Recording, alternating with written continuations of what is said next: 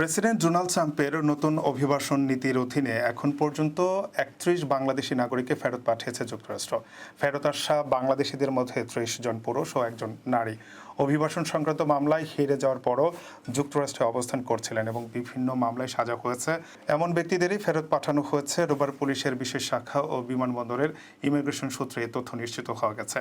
ঢাকায় যাদের পাঠানো হচ্ছে তাদের মধ্যে ৩ জনকে এসকর্ট বা বিশেষ নিরাপত্তা সহ পৌঁছে দিয়ে গেছেন যুক্তরাষ্ট্রের বিশেষ নিরাপত্তা বিভাগের কর্মীরা।